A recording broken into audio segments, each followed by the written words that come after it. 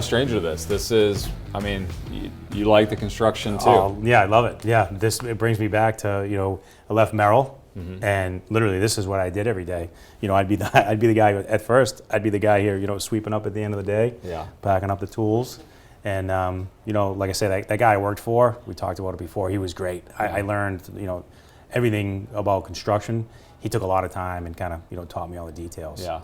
So when you walk into a place like this and you're thinking, do I lend on it? Am I developing? You're looking at all of it. I mean, you're seeing construction costs. I mean, you're kind of calculating everything from capital costs to construction costs. Yeah.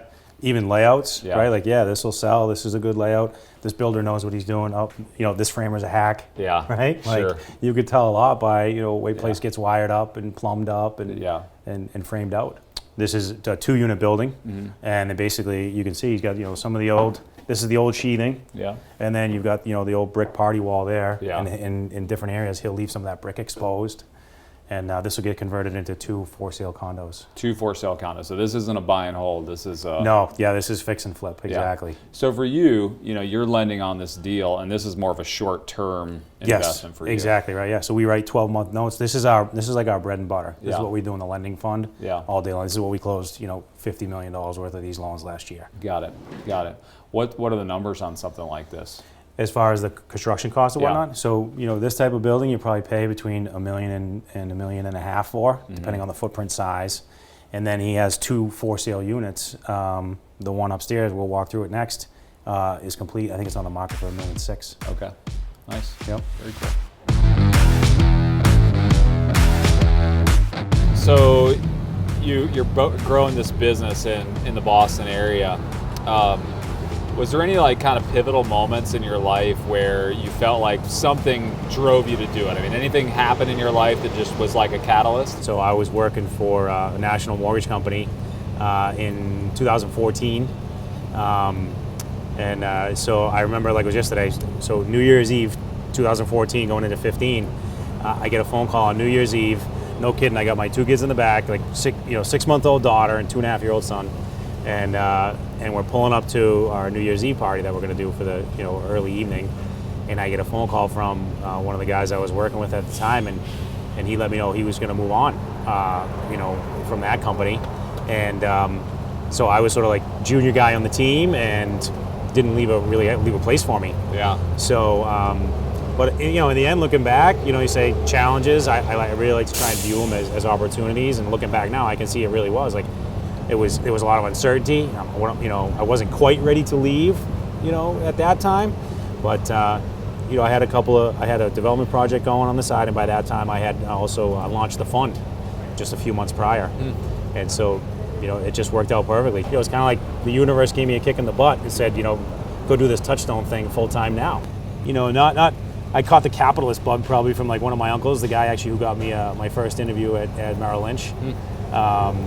And so like he likes to say, so like my sister, for example, so I have 2 older sisters and a younger brother. So my older sister is like a licensed clinical social worker.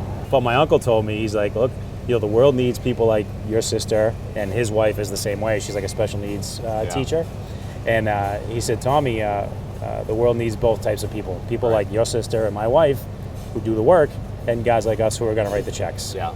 And so, that's been a big part of drive towards success too, is eventually at some point, being able to give some back. You've said multiple times as we've been talking throughout the days, that you just weren't cut out for a 9-to-5, cubicle job. Is it your uncle that put that entrepreneurial spirit in, or like where's that entrepreneurial? Right, you're like, I'm going to go do this on my own. Yeah. So I think part of it was I told you I spent a year in Argentina. When I was a kid, my junior year in high school. Sure. I was on the Rotary exchange program. And I think what that experience did for me was it really made me realize I can sort of learn things and do things literally from the bottom up. I had to relearn everything, right? Like language, different culture. We ate dinner every night at 9 o'clock.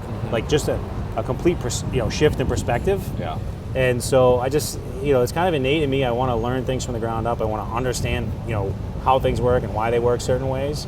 And so that's how I've kind of treated those jobs along the way, was almost like an advanced education. Every time I went to work, after I had that experience at Merrill, where I kind of realized, I'm not cut out for this, when I did go back to work for the institutional real estate shops, I treated it as a learning experience.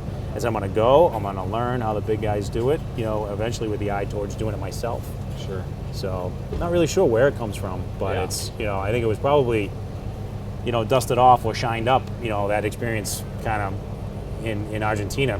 You better figure it out. Sure. like I just landed in a foreign country, and I'm going to live here for a year. Of course, I had a host family and all that, but sure.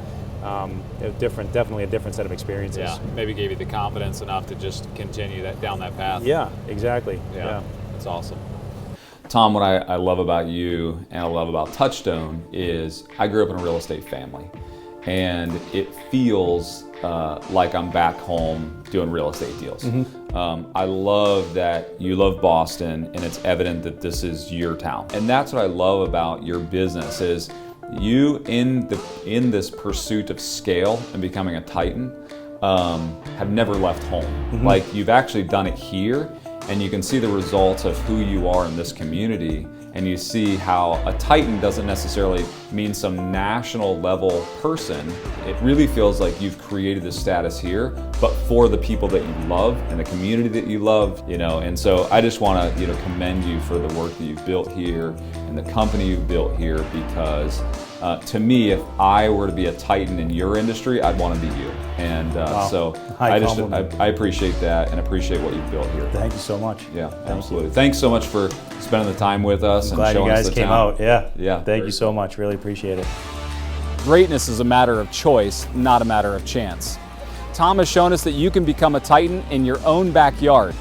He's shown us that with the right education and the drive to roll up your sleeves, you can own your own market, scale properly, and become a Titan. Thanks for watching Titan Talk. I'm Eddie Wilson.